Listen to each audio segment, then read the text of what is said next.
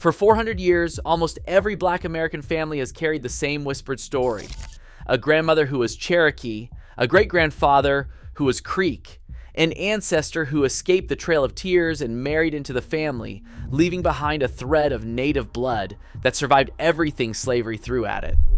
The story was repeated at family reunions. It was treasured. For many, it became a way of saying that their belonging in this land went deeper than the chains, that their roots here predated even the ships. Slavery erased so much that the few stories left were held tight, and the Cherokee grandmother became the quietest, most universal of them all. But DNA does not lie. DNA does not forget. And when scientists finally sat down and compared Black American DNA to Native American DNA across hundreds of thousands of samples, what they found seemed at first to contradict everything those family stories had insisted was true. The numbers were so unexpected that some researchers initially wondered if they were running the wrong tests.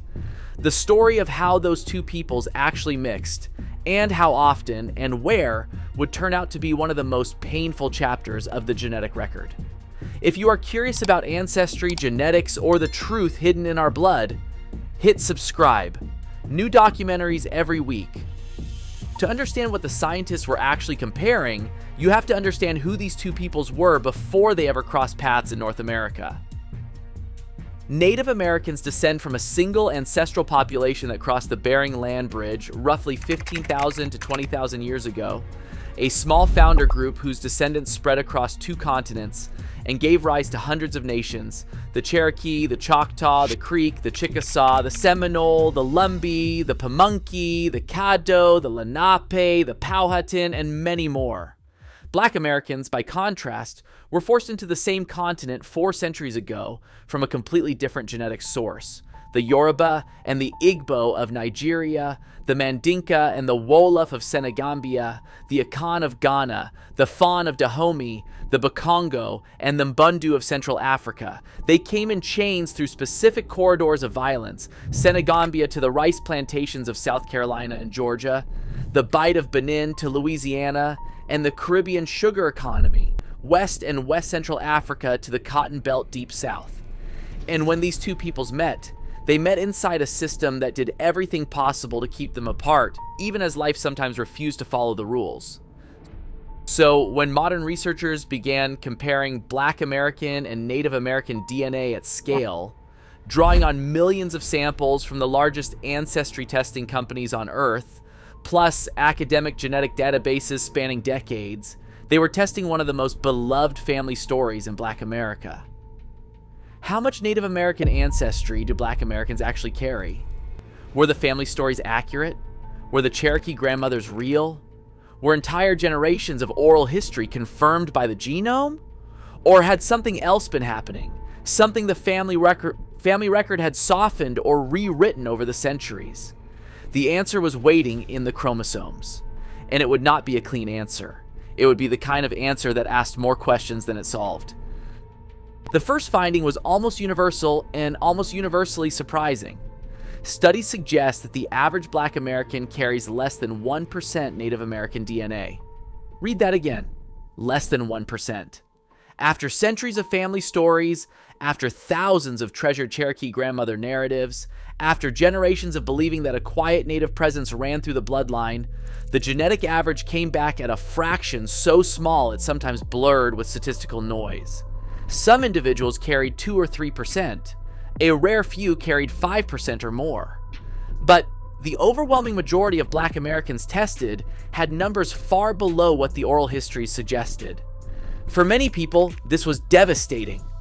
The family stories had been treated as truth for 100 years. Photographs of relatives with high cheekbones and straight hair had been pointed to as proof.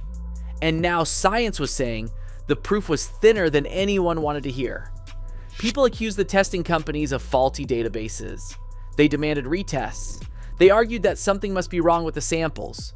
But the same pattern showed up everywhere, in every region, in every age group.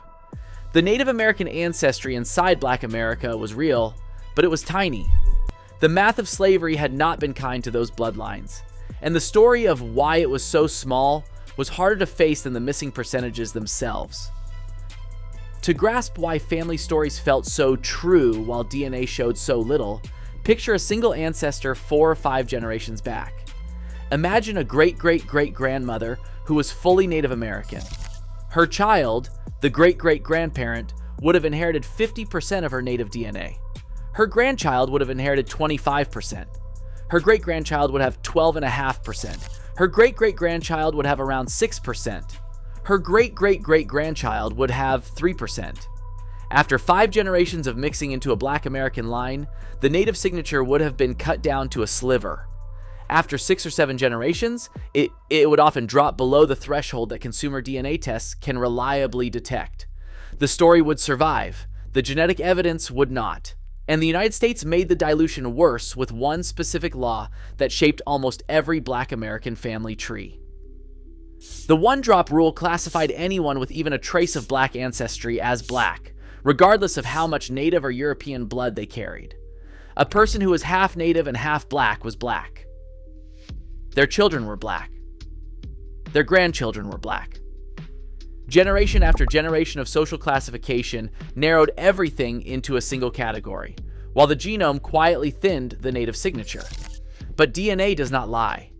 DNA does not forget. The stories were real. The dilution was real.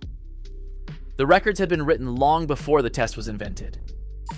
Here's where the comparison turns from numbers to something that touches every Black family in America. The Cherokee grandmother stories were not invented. They were not lies. They were echoes of real contact between Black and Native peoples, contact that happened across centuries in ways the official record rarely captured. Some enslaved people escaped to Seminole territory in Florida and were given refuge.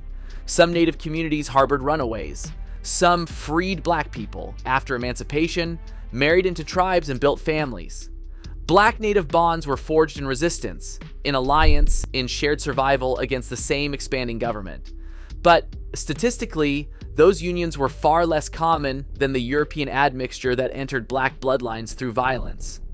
Slavery destroyed family records, replaced last names with the surnames of enslavers, anglicized first names, forbade African languages, banned drums because they could carry messages across distances, and erased ancestral lines on paper deliberately and systematically. The European DNA inside Black Americans came overwhelmingly through plantation households, where enslaved women had no legal right to refuse the men who owned them. For every one Black-Native intermarriage, there were dozens of cases of white men assaulting Black women. That asymmetry is what the genome reflects. The Cherokee grandmother existed in 1,000 families. She existed in 1,000 stories. But the genetic record kept its own ledger, and the math of forced labor weighed heavier than the math of love. What slavery tried to erase, the DNA preserved. DNA does not lie. DNA does not forget. The deeper the data went, the more interesting the picture became. While the average Black American carries very little Native American DNA, certain populations are striking exceptions. Black Americans in Oklahoma show, on average, around 2 to 5% Native ancestry, far above the national figure. The reason is concrete and historical. The 5 civilized tribes, which include the Cherokee, the Choctaw, the Creek, the Chickasaw, and the Seminole, owned Black slaves before the Civil War. After emancipation, the descendants of those enslaved Black people, known as freedmen, were granted citizenship in some of those tribes. Generations of intermarriage and shared land left a measurable genetic mark that still appears in Oklahoma DNA today. Research suggests the Black Seminoles of Florida, descendants of escaped slaves who joined Seminole communities and who fought alongside them in the Seminole Wars of the 1830s and the 1840s, carry roughly 3 to 7% Native ancestry, one of the highest concentrations in any Black American subpopulation. Black Americans in coastal Carolina and Virginia, where communities like the Lumbee and the Pamunkey have lived alongside Black neighbors for centuries, show smaller but consistent Native percentages. Black Americans in Texas carry traces of Caddo and other Plains tribe ancestry from later 19th century mixing. The Native ancestry in Black Americans, where it exists, is not random. It is geographically concentrated, historically documented, and genetically faint, exactly the way slavery and the laws that followed it would have left it.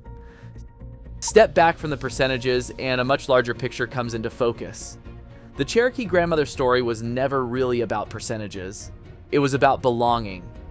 It was about black families saying that their roots in this land were not only the roots of bondage, that they connected to peoples who were here before any ship ever arrived. DNA cannot measure that kind of belonging, but DNA can measure something else. It can measure the math of how slavery operated, how black native solidarity was crushed by the same machinery that crushed African languages and African names. It can measure what European violence looked like when written into the genome, and it can measure where Black Native Alliance survived, in Florida, in Oklahoma, in coastal Virginia, in places where the genetic record still carries the proof. The science does not erase the stories, it contextualizes them. The grandmother existed, so did the dilution. So did the system that made the dilution inevitable. And the Black American identity is rich enough to hold all of it at once, the legend and the data, side by side. For 400 years, the Cherokee grandmother lived in the soft places of Black American memory. The DNA tells a different version of the same family. It says that the native presence in Black America is real, but small, and concentrated in specific corners of the country where history made room for it. The Black Seminoles of Florida, the Freedmen of Oklahoma, and the coastal communities of the Carolinas and Virginia. It says that what looks like absence on a pie chart is often dilution on a timeline. It says that the dominant flow of admixture into black bloodlines came not from love, but from violence, and that the genome carries that wound with painful precision. And yet it also says that solidarity between black and native peoples was real, written into the bones of the Seminole Wars, into the cabins of the Underground Railroad, and into the soil of every place enslaved people fled and were sheltered. Every Black American walks today with a history book written in their cells. Kings, queens, kingdoms, survivors, and one of the deepest genetic signatures on the planet, threaded with quiet sparks of the original peoples of this land. What slavery tried to erase, the DNA preserved. DNA does not lie. DNA does not forget. Even when names were stolen, even when languages were forbidden, even when family trees were burned, the body remembers.